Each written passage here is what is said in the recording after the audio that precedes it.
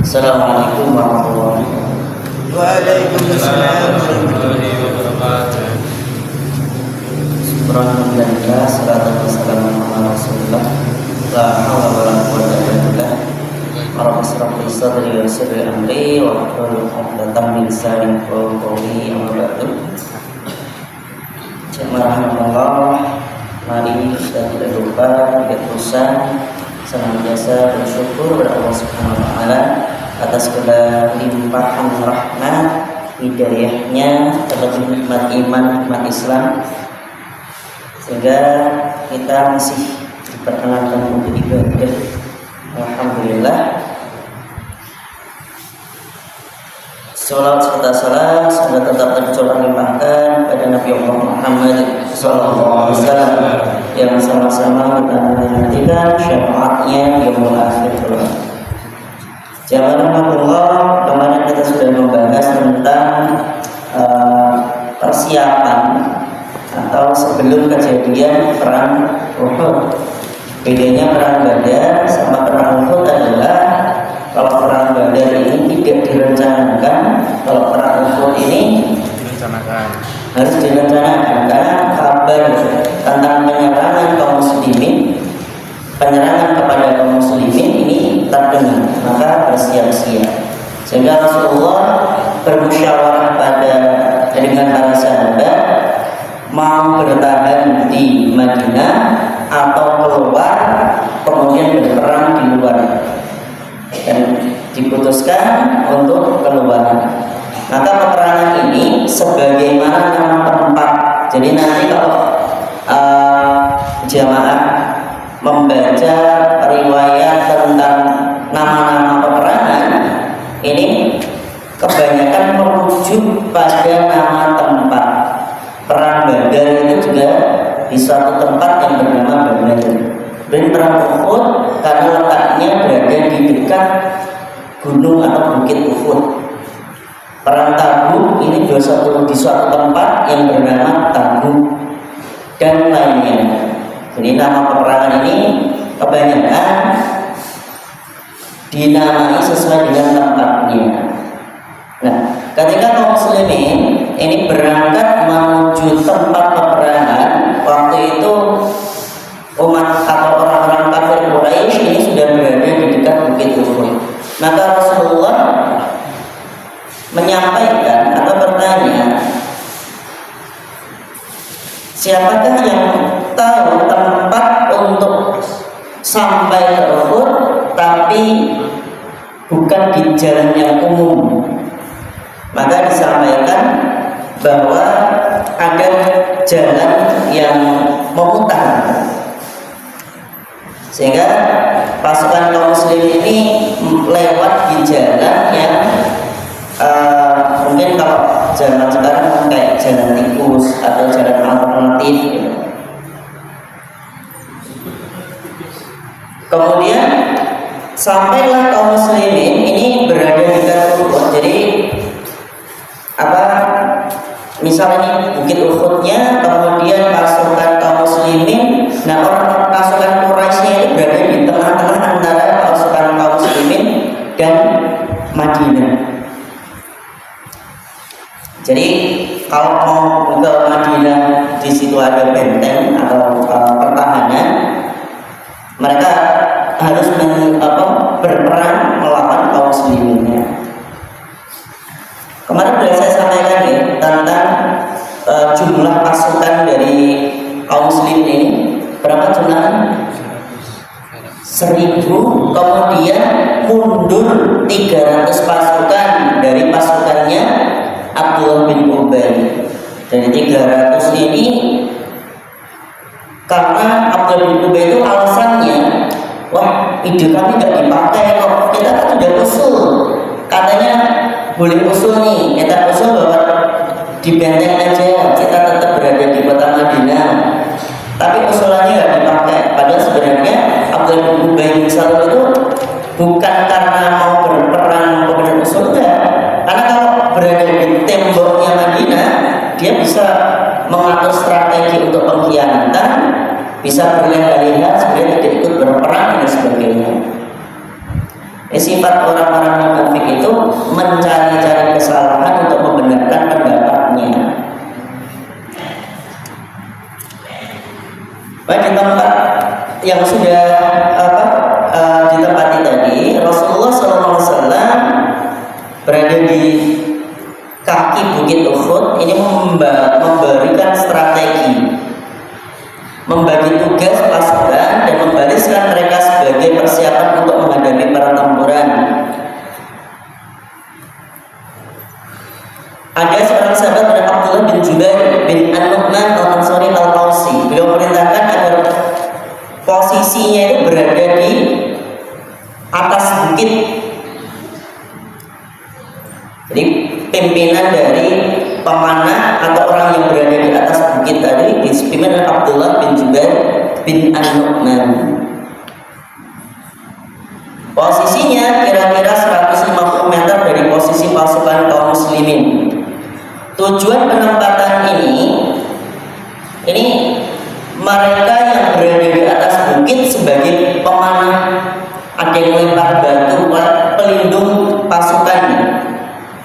Rasulullah bersabda, "Lindungilah kami dengan anak panah agar musuh tidak menyerang kami dari arah belakang. Tetaplah di tempatmu, baik kita menang maupun terdesak, agar kita tidak diserang dari arahmu." Beliau juga bersabda pada para pemanah, "Lindungilah punggung kami. Jika kalian melihat kami sedang bertempur, kalian tidak perlu membantu kami. Jika kalian melihat kami telah mengumpulkan harta rampasan, janganlah kalian turun bergabung bersama kami." Dalam riwayat Al-Bukhari disebutkan bahwa Nabi Muhammad SAW bersabda, "Jika kalian melihat kami disambar burung sekalipun, janganlah kalian meninggalkan tempatmu kecuali bila ada urusan yang datang pada kalian. Jika kalian melihat kami dapat mengalahkan mereka, janganlah kalian meninggalkan tempat hingga ada urusan yang datang pada kalian." Ini perintah kepada pasukan pemanah. Bukan apapun yang terjadi, ya udah ikut komando aja. Nanti menjadi pelajaran bagi umat-umat setelahnya. Sampai saat ini masih kita bahas pentingnya mentaati perintah, peraturan, pentingnya kita berada di koridor yang sesuai, yang tepat. Pasukan kaum muslimin di sayap kanan dikomandani oleh Al-Mundhir bin Amir, di sayap kiri dikomandani oleh Az-Zubair bin Al-Awwam, dan masih didukung oleh satuan pasukan yang dikomandani oleh Al-Miqdad bin Al-Aswad. Az-Zubair bertugas menghadang laju pasukan penunggang kuda Quraisy yang dipimpin oleh Khalid bin Walid. Jadi sahabat Khalid bin Walid waktu itu belum masuk Islam nih, masih dalam keadaan kafir. Pada jalannya peperangan ini kan peperangan antara hidup dan mati, menang dan kalah, kemudian terluka, pastinya terluka itu pasti. Maka Rasulullah SAW menyampaikan atau memberikan semangat patriotisme kepada para prajurit. Jadi Rasulullah itu melarang semua pasukan untuk melancarkan serangan kecuali atas perintah dari Rasulullah. Dalam peperangan ini beliau mengenakan 2 lapis baju besi. Beliau menganjurkan untuk berperang, meningkatkan kesabaran dan ketegaran selama peperangan, membangkitkan keberanian dan patriotisme di tengah-tengah sahabat. Kemudian Rasulullah mengambil sebilah pedang. Kemudian beliau bersabda, "Siapakah yang ingin mengambil pedang ini beserta haknya?" Maka ketika pedang tadi dihunuskan, para sahabat itu banyak yang menginginkan, banyak yang ngacung. Ini pasti ada keutamaan, ada keistimewaan. Bukan berarti pedang yang sakti, ya udah. Cuman Rasulullah menyampaikan siapakah yang ingin mengambil pedang ini beserta haknya. Maka ada Ali bin Abi Thalib. Kita tahu bahwa Ali bin Abi Thalib itu sahabat sekaligus menantu, masih sepupu, dan beliau ahli pedang. Kemudian ada Zubair bin Al-Awwam. Zubair bin Al-Awwam itu menantunya Abu Bakar, karena Zubair ini menikah dengan Asma binti Abu Bakar, dan Zubair bin Al-Awwam ini anaknya Sofiyah binti Abdul Muthalib. Jadi masih sama-sama sepupunya Rasulullah. Dan Zubair bin Al-Awwam ini keberaniannya keren loh. Karena Sofiyah ini mendidik Zubair dengan tegas. Suatu ketika Zubair ini diajak ibunya pergi malam-malam gitu. Kemudian diajak, kalau anak kecil mungkin usia 5-6 tahun kan masih gelendotan gitu kan. Kalau Sofiyah anaknya jalan sendiri. Kemudian dengan langkah orang dewasa sama langkah anak kecil kan beda. Kemudian ditinggal di tengah-tengah gelap. Tujuannya adalah supaya anaknya menjadi sosok yang pemberani. Dan ternyata benar, Zubair bin Al-Awwam ini alhamdulillah menjadi sosok yang pemberani. Jadi di beberapa kisah peperangan itu, ketika ada pasukan kaum muslimin sama orang kafir yang mau berperang, ini mereka belum berperang itu, Zubair bin Al-Awwam itu sudah berada beberapa langkah di depan kaum muslimin. Jadi nanti Rasulullah sudah mengasih komando, Allahu Akbar, perang, jihad, maju, bismillah. Ini Zubair bin Al-Awwam sudah maju duluan, saking mentalnya pemberani. Kemudian ada Umar bin Khattab. Kita tahu bersama bahwa Umar ini sangat pemberani. Namun beliau ini tidak menyerahkan pada 3 sahabat tadi itu. Tidak serahkan pada Ali bin Abi Thalib, Zubair bin Al-Awwam atau Umar bin Khattab, tidak diserahkan. Sampai Rasulullah masih menunggu. Wahai kaum muslimin, siapa yang ingin mengambil pedang ini beserta haknya? Maka ada seorang sahabat namanya Abu Dujana. Abu Dujana itu nggak langsung saya, atau enggak? Beliau nanya dulu sambil maju ke depan, wahai Rasulullah, apakah haknya? Haknya itu kalau ngambil pedang ini haknya apa ini? Maka Rasulullah bersabda, hendaknya engkau membebatkan pedang ini ke wajah-wajah musuh hingga bengkok. Intinya dengan pedang ini nggak boleh mundur, langsung tebas. Ini dalam hal ini kan dalam peperangan. Nah, peperangan itu ya kalau kita tidak menyerang akan diserang, nggak membunuh ya terbunuh kan intinya ini. Maka Abu Jana mengatakan, aku akan mengambilnya sesuai haknya wahai Rasulullah. Maka diberikanlah pedang tadi kepada Abu Jana. Nah, sahabat Abu Dujana ini ketika dalam peperangan ada yang menyampaikan cara jalannya, ada yang menyampaikan setelah menerima dan beliau mengayun-ayunkan pedangnya. Kemudian Rasulullah menyampaikan, perbuatan ini perbuatan yang dibenci oleh Allah, kecuali dalam keadaan ini. Artinya dalam keadaan peperangan itu diperbolehkan. Jadi langkah tegak, sok gagah itu, ya memang gagah sih. Soalnya para sahabat memang gagah. Jalan dengan tegak kelihatannya sombong saja tidak boleh. Cuma dalam peperangan diperbolehkan. Kenapa? Untuk menunjukkan kesiapan kaum muslimin, untuk menunjukkan ketegaran di tengah-tengah para sahabat dan teman-teman yang lain. Maka perlu ada motivasi. Keren nih pemimpin kita kan gitu. Ketika ambil pedang, wah kayaknya berani, wah langsung pasukannya langsung minder semua. Tapi ketika Abu Jahal mengambil kemudian langkahnya tegak dan beliau mengambilnya pedang, maka Rasulullah menyampaikan ini sebenarnya hal ini tidak boleh karena termasuk bagian dari sombong. Cuma dalam peperangan diperbolehkan. Kita kembali ke masalah peperangan. Ini pengaturan dari pasukan Mekah atau pasukan Quraisy, kafir Quraisy. Pemimpin tertinggi dalam pasukan tersebut tentunya adalah Abu Sufyan.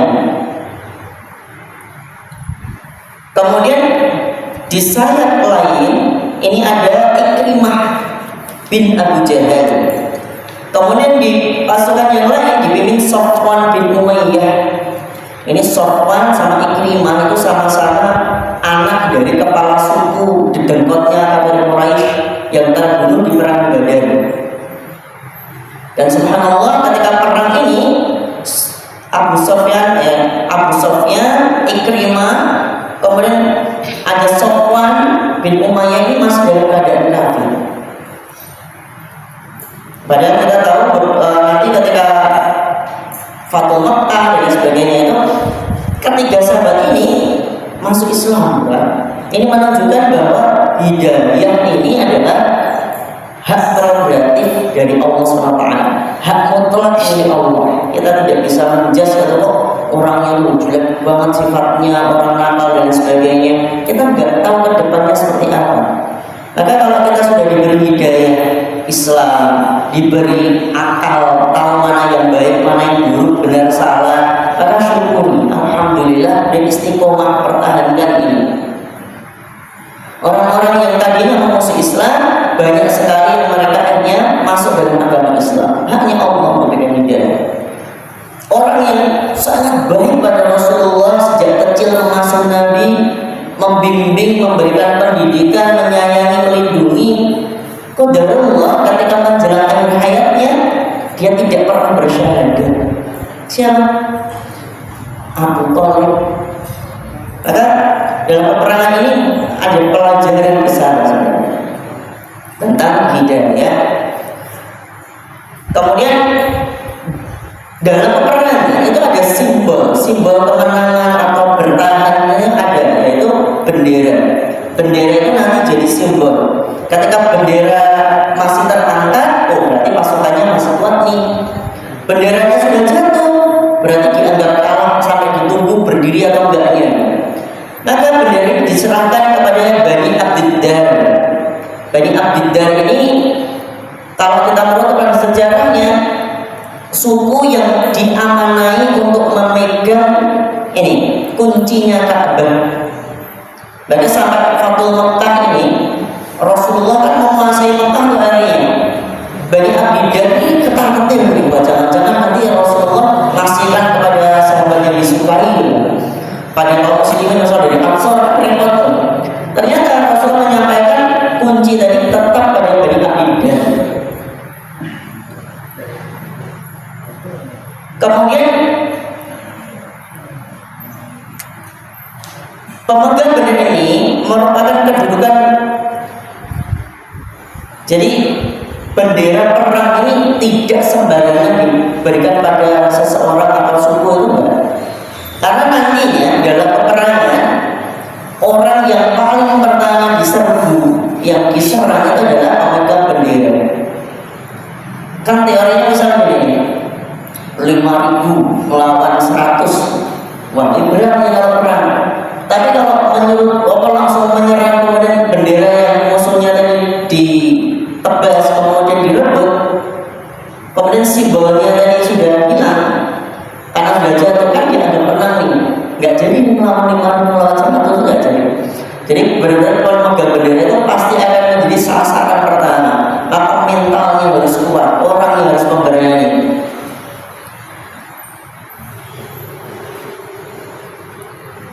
Kemudian ini benderanya tadi kepada Bani Abdiddar, namanya An-Nadhr bin Al-Haris. Nah, Abu Sufyan, bendera pas perang Badar ini itu diberikan pada Bani Abdiddar karena waktu perang Badar ini juga diberikan pada Bani Abdiddar. Kemudian Abu Sufyan itu menyampaikan kepada orang-orang dari Bani Abdiddar, wahai Bani Abdiddar, kemarin perang Badar itu kalah gara-gara kalian yang memegang bendera. Maka pada perang kali ini bergantung pada kalian. Kalian masih bertahan memegang bendera atau kalah kayak kemarin. Berarti kayak dipancing orang-orang Mekah, Quraisy itu, apalagi orang jahiliyah dulu itu harga dirinya tinggi sekali.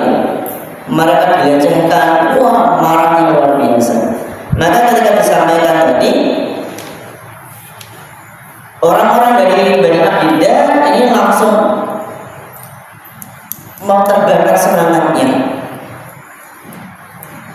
Kemudian orang-orang dari kafir Quraisy ini mempunyai tipu daya. Jadi ada orang yang bernama Abu Amir. Abu Amir ini adalah orang dari Bani Aus dulunya Abu Amir ini orang dari Bani Aus. Kemudian si Abu Amir ini pergi ke Syam, kemudian dia mempelajari agama Nasrani. Kemudian dia pulang ke Madinah untuk menyebarkan ajarannya.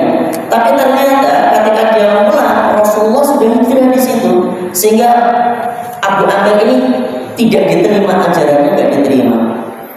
Maka si Abu Amir ini langsung membelot, dia pergi ke Mekah dan menyampaikan kepada orang-orang Mekah, saya ini adalah orang terhormat di kalangan Bani Aus nih. Jadi kalau kalian mau berperang, ajak saya aja, saya tahu banget strateginya mereka. Kemudian diajarlah si Abu Amir tadi. Maka ketika peperangan ini, Abu Amir ini langsung di depan. Tiba-tiba dia berada di depan dan mengatakan pada orang-orang Bani Aus, wahai orang-orang Bani Aus, ikutlah dengan kami. Jumlah pasukan dan jelas, kalian pasti akan kalah. Kalau kalian ikut, wah nanti kalian diampuni deh. Maka orang-orang dari Bani Aus tidak terpengaruh. Rasulullah menjuluki Abu Amir tadi si fasik. Dia tahu kebenaran tapi tidak mau mengikuti. Karena kalau dia mau mempelajari agama Nasrani, pastinya dia tahu tentang ajaran dari agama tersebut, tentang mengesahkan Allah. Sementara si Abu Amir ini malah membela orang-orang yang jelas-jelas menyembah berhala. Kan aneh.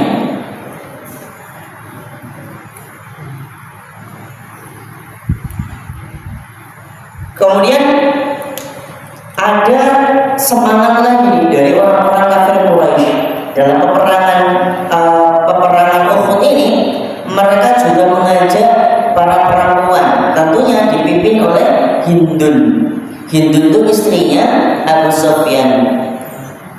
Mereka melantunkan syair-syair, wahai Bani Abdiddar, wahai pelindung dari belakang, tebaskanlah segala senjata yang tajam. Dalam kesempatan lain, mereka juga memompas semangat kaumnya agar terus berperang dengan mengatakan, jika kalian maju, akan kami peluk, kami hamparkan kasur yang empuk. Namun jika kalian mundur, kami akan berpisah, perpisahan tanpa cinta kasih. Jadi orang-orang yang dari kafir Quraisy ini didukung oleh, kalau bahasa sekarang itu ras terkuat di dunia katanya. Bener atau semangatnya pol-polan, maju nggak maju wes pisah, wah kan si malakama tuh. Nah, kemudian meletusnya perang ini ada seorang pembawa bendera dari kalangan musyrikin, Talha bin Abu Talha al-Abdari, penunggang kuda dari Quraisy yang paling pemberani. Orang-orang Muslim menyebutnya Kabsyul Katibah. Dia keluar sambil menunggang unta dan menantang duel. Ini tak seorang pun menyambut tantangan duelnya, tidak ada yang menyambut. Kemudian Zubair bin Awam menghampiri. Dia maju bukan dengan berjalan pelan-pelan, melainkan langsung melompat layaknya seekor singa. Sehingga belum sempat Talha turun dari untanya, Az-Zubair telah menusukkan pedangnya hingga menyebabkan Talha terjerembab ke tanah, kemudian langsung tewas. Nabi SAW menyaksikan duel yang mencengangkan tersebut, maka seketika itu juga beliau bertakbir, kemudian diikuti oleh semua orang. Beliau memuji Zubair dan bersabda sesuai dengan kapasitas dirinya, sesungguhnya setiap nabi mempunyai pengikut setia, adapun pengikut setiaku adalah Az-Zubair. Ini saking pemberaninya. Ini Talha ini yang dari orang kafir dari Talha bin Abu Talha nantang, ini gak ada yang jawab, langsung diserbu sama Zubair bin Al-Awwam. Kemudian yang kedua, tentang dasarnya pertempuran selanjutnya adalah pertempuran masih berlangsung. Kemudian bendera setelah Abu Talha tadi terbunuh, bendera dibawa oleh saudaranya Abu Syaibah bin Abu Talha. Dia maju untuk berperang sambil melantunkan syair. Ada kewajiban di tangan pembawa bendera untuk menjadikan pohon menjulang ke atas ataukah tumbang di atas tanah. Maka dibunuhlah oleh Hamzah bin Abdul Muthalib.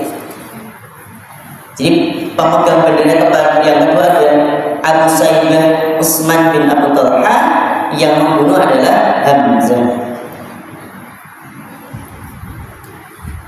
Kemudian pemegang bendera ketiga diambil oleh Abu Sa'ad bin Abu Talha. Kemudian Sa'ad bin Abu Waqqas ini memanah Abu Sa'ad. Ya, nama-namanya mirip-mirip ya, nama-namanya memang mirip-mirip. Makanya ada bin yang membedakan itu nanti binnya. Abu Sa'ad bin Abu Talha ini yang membawa bendera dan dipanah sama Sa'ad bin Abi Waqqas. Kena tenggorokannya, kemudian langsung jatuh, kemudian tersungkur di tanah, diambil oleh yang keempat berarti.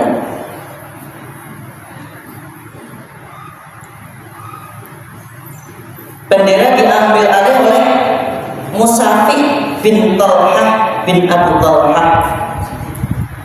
Musafi bin Abi Talha bin Talha bin Abu Talha.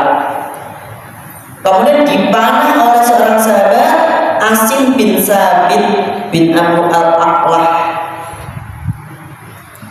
Kemudian bendera beralih kepada saudaranya Al-Julas bin Talha bin Abu Talha. Kemudian dibunuh oleh Ali bin Abi Thalib. Ada pendapat lain yang membunuhnya adalah Hamzah. Ini udah berapa bendera tadi itu? Udah ke-6. Kemudian yang ketujuh, pemegang bendera yang ketujuh ini beralih ke tangan Syuraih bin Qaris, dibunuh oleh Utsman. Nah, ini nanti ada kisah menarik tentang Utsman.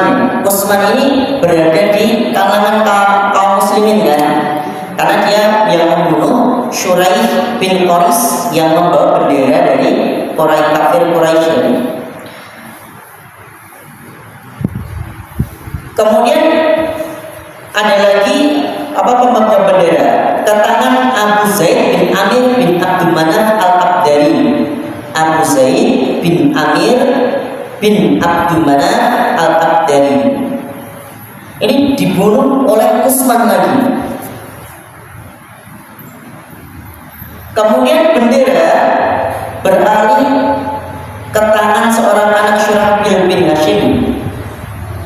Ini juga dibunuh oleh Utsman. Jadi Utsman sudah membunuh 3 orang pemegang bendera. Sampai ada 10 pemegang bendera dari Bani Abdiddar yang bergantian membawa bendera. Semuanya terbunuh. Maka orang yang mau ngambil bendera kan mikir-mikir, waduh, ini ngambil bendera terbunuh, langsung diserang, tapi kalau diambil pasukannya kalah. Tiba-tiba muncul seorang budak dari Bani Abdiddar, seorang yang bernama Su'ad. Ini yang ke-11 ini berarti bukan dari keturunannya Abdiddar, tapi dia seorang budak dari Bani Abdiddar, namanya Su'ad. Dia membawa bendera kemudian lebih gagah daripada pembawa bendera sebelumnya. Ada yang nyerang ditangkis, ada yang nyerang ditangkis, kuatan keberanian lebih daripada pemegang bendera sebelumnya. Sampai akhirnya ada seorang sahabat yang menyerang tangannya. Jadi satu tangan memegang bendera, satu tangan membawa senjata. Ditebaslah tangan yang membawa bendera tadi, sehingga putus tangannya. Kemudian dijepit bendera tersebut dengan dada di lehernya agar tidak terjatuh. Kemudian diserang oleh kaum muslimin dan Su'ad ini tewas.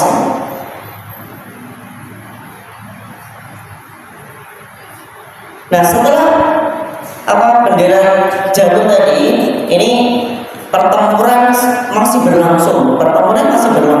Meskipun bendera jatuh. Kemudian ini tentang bendera tadi ya. Ada seorang sahabat yang mengambil pedang, bukan ambil, mau diberikan pedang dari Rasulullah tadi, namanya siapa? Abu Dujana. Abu Dujana ini ketika pas peperangan, dia menyerang dengan gagah berani. Ternyata di pihak orang kafir itu juga ada yang badannya besar, dia juga menerobos. Ini di sisi yang lain. Ini penyerang dari orang kafir Quraisy tadi, ini semuanya dibabat, diserang dan sebagainya. Sampai akhirnya Zubair bin Awwam tadi, Zubair tadi kan berharap bendera itu, pedang itu diberikan kepada beliau. Cuma ternyata diberikan pada Abu Jahal. Maka Zubair bin Awwam ini sambil mencuri pandang, dia pengen tahu seperti apa Abu Jahal sampai dia diberikan pedang oleh Rasulullah. Maka Zubair bin Awwam ini mengikuti arah kemana Abu Jahal. Ternyata dalam peperangan dia juga dalam keadaan pemberani. Di sisi yang lain, pasukan Quraisy ini ada pemberani juga, sehingga dalam hatinya Zubair al-Awwam itu berdoa, semoga dari pasukan Quraisy yang gagal tadi itu dipertemukan dengan Zubair. Ternyata benar, Allah memberikan takdirnya. Ini orang kafir Quraisy yang badannya besar tadi, yang menyerang dengan membabi buta semuanya ditebas-tebas dan sebagainya, ini ketemu sama Abu Dujana. Sehingga ketika peperangan ini berlangsung, Abu Dujana sebenarnya dalam posisi badannya itu sangat besar, diserbu serang, beliau nangis, badannya pasti bisa mundur. Kemudian dari segi fisik atau peperangan tadi itu kesannya seolah-olah seperti menang yang dari kafir Quraisy tadi. Tapi subhanallah, akhirnya Abu Dujana bisa mengalahkan orang yang badannya tinggi besar tadi dari kalangan kafir Quraisy.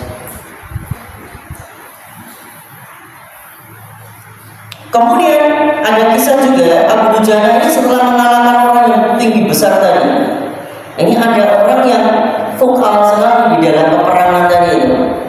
Kemudian pas mau didekati, mau dibunuh, ternyata yang berada di depannya adalah Hindun. Maka Rasulullah SAW, maka Abu Dujana ini nggak jadi nebas orang tadi itu, nggak jadi, mundur. Dia menganggap bahwa dengan Rasulullah itu terlalu mulia untuk menebas orang perempuan, itu terlalu mulia. Enggak jadi. Padahal Zubair bin Awwam ini melanjutkan di sini. Kulihat Abu Dujana telah memainkan pedang persis di bagian tengah kepala Hindun binti Utbah. Namun kemudian dia membelokkan arah seperti pedangnya, seraya Zubair bin Awwam itu bergumam bahwa Allah dan Rasulnya lebih mengetahui. Jadi alasan kenapa nggak jadi menebas itu dia nggak tahu, maka dia mengatakan Allah dan Rasulnya yang lebih mengetahui. Ternyata Abu Dujana mengatakan dalam hatinya bahwa pedang Rasulullah itu terlalu mulia untuk menebas seorang wanita. Di sisi yang lain ada seorang sahabat yang gagah pemberani juga, namanya Hamzah bin Abdul Muthalib. Ini di sering beberapa hadis menyebutkan bahwa Hamzah bin Abdul Muthalib itu diberi julukan singa Allah. Maka ketika dalam peperangan beliau juga tidak kalah samarnya daripada Abu Dujana. Kemudian dalam peperangan tadi beliau tidak mengenal rasa takut. Nah, kemarin Hindun ini sudah membuat sayembara. Barang siapa yang berhasil membunuh Hamzah, maka akan diberi hadiah yang besar. Orang yang menyanggupi, ini siapa namanya? Wahsy. Wahsy ini ketika dia ikut dalam peperangan itu tidak apa-apain. Dia nggak menerabas, menyerang, masuk enggak. Dia cuma bawa tombak, ngawasin Hamzah aja. Hamzah kemana diikutin, Hamzah ngapain diikutin, nyari saat yang tepat untuk menyerbu menyerbu atau menyerang Hamzah, karena tujuan utamanya bukan untuk membela kaumnya. Jelas dia seorang budak, bukan pemimpin kaumnya, membela harga dirinya mana, dia juga seorang budak kan? Dia hanya ingin merdeka, itu saja. Maka ini Wahsy ini menyampaikan, waktu itu aku dalam budak Jubair bin Mut'im. Paman Jubair Tu'aimah bin Adi terbunuh pada perang Badar. Pada saat Quraisy pergi ke Uhud, Jubair berkata padaku, jika kamu dapat membunuh Hamzah, paman Muhammad, sebagai pembalasan atas terbunuhnya pamanku, engkau merdeka. Maka aku pun ikut bergabung bersama pasukan. Sementara itu juga ada sayembara juga dari Hindu. Wah, maka ini keuntungan besar untuk bagi Wahsy. Aku adalah seorang penduduk Habasyah, seperti lazimnya orang-orang Habasyah. Aku juga mahir dalam melemparkan tombak. Jarang sekali aku meleset dari sasaran. Saat mereka bertempur, aku sudah beranjak mencari-cari Hamzah. Hanya aku dapat melihat kelebat di tengah manusia layaknya unta abu-abu yang lincah. Tak seorang pun mampu menghadapi terjangannya. Demi Allah, aku pun bersiap-siap menjadikannya seperti yang kuinginkan. Maka aku pun berlindung di balik pohon atau batu untuk mendekatinya. Tiba-tiba Sibak bin Abdul Uzza muncul dan mendahului ke arah Hamzah. Ketika Hamzah melihatnya, ia berkata kepadanya, "Kemarilah." Artinya Sibak bin Abdul Uzza ini terbunuh ketika menghadapi Hamzah. Wahsy melanjutkan, aku mengayun-ayunkan tombakku saat aku merasa sudah yakin. Tombakku lemparkan tepat mengenai perutnya bagian bawah hingga tembus ke selangkangannya. Ia berjalan ke arahku dengan badan limbung lalu jatuh ke tanah. Aku menunggunya beberapa saat, enggaknya ia pun meninggal. Setelah itu aku menghampiri jasadnya dan kucabut tombakku. Dan aku kembali ke tenda dan duduk di sana. Aku tidak mempunyai kepentingan yang lain. Aku membunuh Hamzah agar aku bisa merdeka. Setelah tiba di Mekah, aku pun dimerdekakan. Ini penuturan dari Wahsy. Dan kita bisa membayangkan ketika pamannya Rasulullah itu ditombak tembus, ini masih berdiri menghampiri Hamzah. Orangnya enggak ngedek-dekin kan? Waduh, ini udah tertembus, ya masih menghampiri. Maka Wahsy ini didatangi, wah takutan semua. Sehingga Wahsy ini tujuannya cuma itu aja, menembak, kemudian mundur karena didatangi, akhirnya langsung jatuh.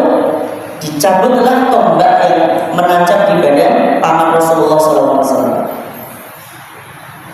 Meskipun kaum muslimin ini kehilangan salah satu dari singa Allah, yaitu Hamzah bin Abdul Muttalib, itu peperangan masih berlanjut nih. Tokoh yang berperang ini waktu itu ada Abu Bakar, Umar bin Khattab, Ali bin Abi Thalib, Zubair bin Awwam, Mus'ab bin Umair, Talhah bin Ubaidillah, Abdullah bin Jahsy, Sa'ad bin Mu'adz, Sa'ad bin Ubadah, Sa'ad bin Rabi, Anas bin Nadir, dan masih banyak para sahabat yang ikut dalam peperangan ini. Meskipun gugur Hamzah bin Abdul Muttalib radhiyallahu anhu, ini para sahabat masih berperang. Ada seorang sahabat namanya Hanzalah bin Abu Amir. Tadi Abu Amir tadi siapa? Abu Amir orang dari Bani Aus yang membela, kemudian ikut di perang di tengah-tengah pasukan kafir Quraisy. Ini punya anak namanya Hanzalah. Hanzalah ini dalam keadaan setelah menikah, jadi habis menikah, kemudian beliau masih berada di masih dalam lingkup pernikahan bersama istrinya, mendengar kalimat jihad, seruan jihad. Bukan kok ya Rasulullah, saya baru nikah nih, saya cuti ya. Beliau langsung mendatangi perintah tadi, mendatangi ajakan dari jihad tadi. Sampai akhirnya Hanzalah bin Abu Amir ini syahid di dalam perang Badar. Jadi ada pelajaran bahwa Abu Amir ini orang yang fasik, orang kafir, tapi anaknya orang yang beriman, taat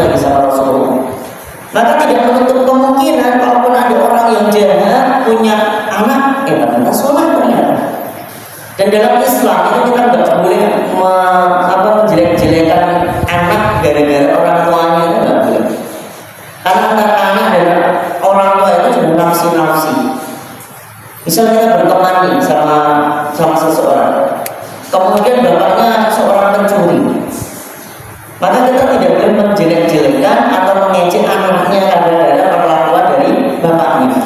Nah, emang yang temenan sama kamu tuh anaknya atau bapaknya? Gak ada urusan. Karena tadi ada Ikrimah, ada Sofwan, ini ada Hanzalah lagi.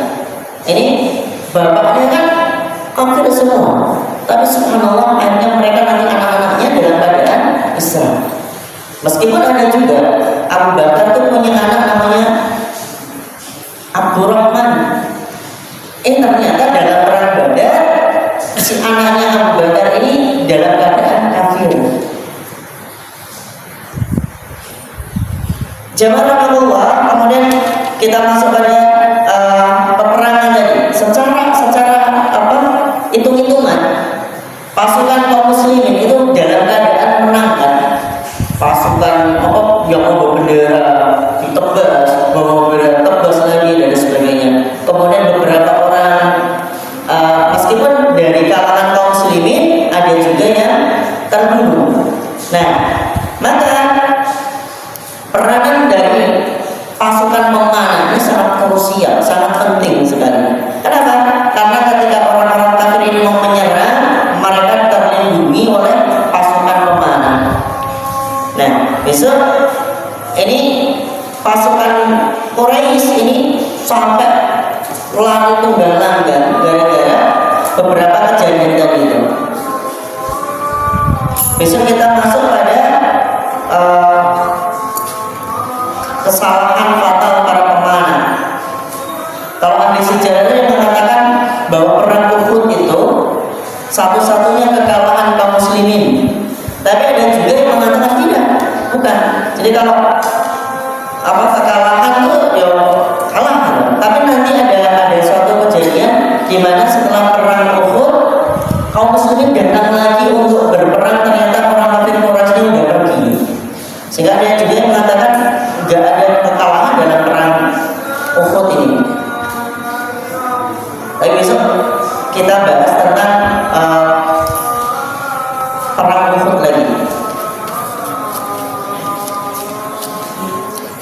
Mari kita berdoa kepada Allah Subhanahu wa taala. Assalamualaikum warahmatullahi wabarakatuh. Sallallahu ala Muhammad sallallahu alaihi wasallam.